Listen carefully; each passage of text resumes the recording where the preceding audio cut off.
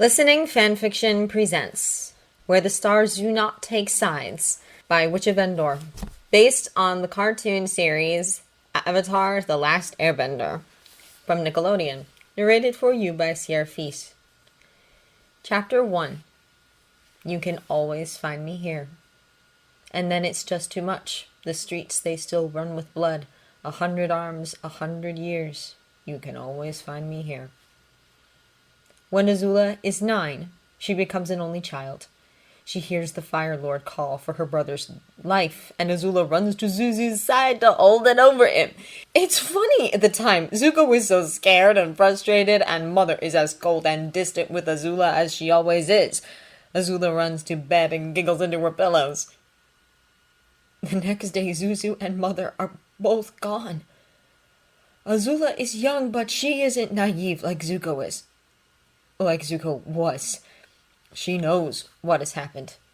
It takes a long time to sink in because unlike with Lu-10, it wasn't an awful accident. It wasn't the product of war. Zuzu is gone because the Fire Lord decided that he needed to be gone.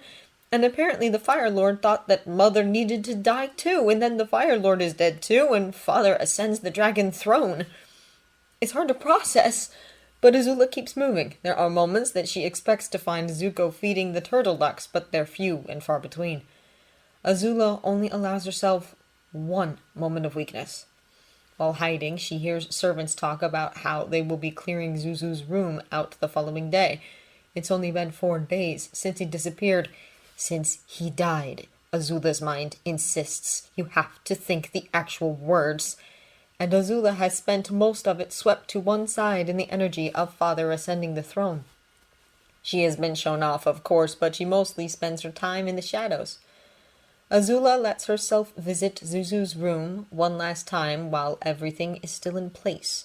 She stands for long moments in the middle of the room, looking to the bed where she had jumped on her brother to wake him up, to the window where Azula had held out the badger frog he'd found to see if it would fly, to the desk where Zuko had carefully penned out nonsense letters for practice.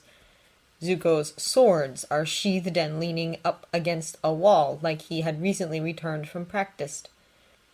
The room has clearly been tidied, but nothing seems to be missing.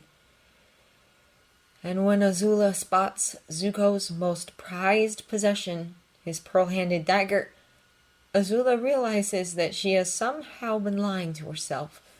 As much as she has forced herself to say and think, Zuko died, she hasn't really internalized it.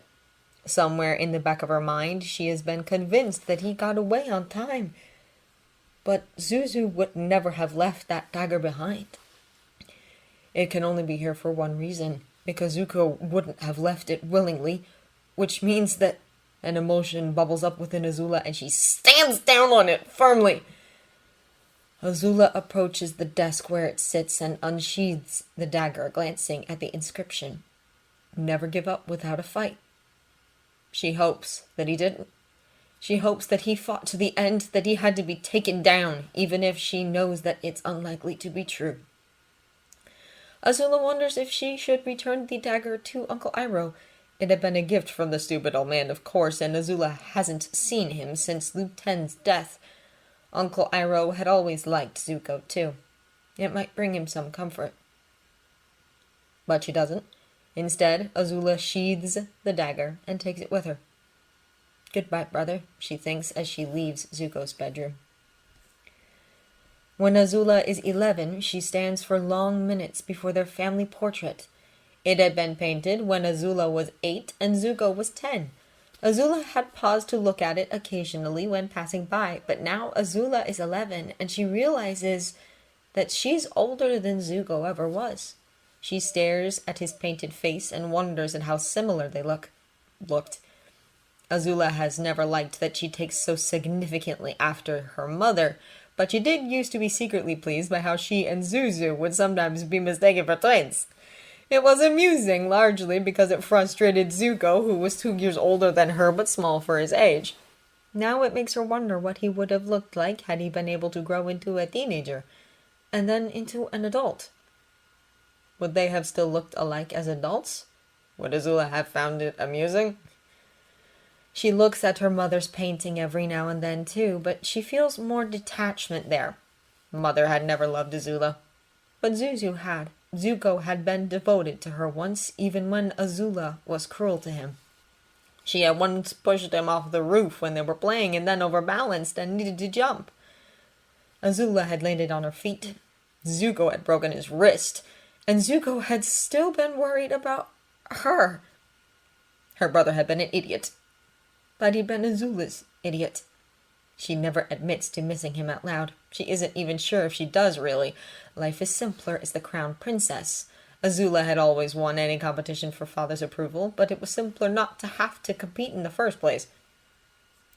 But she does stop and stare at Zuko's face.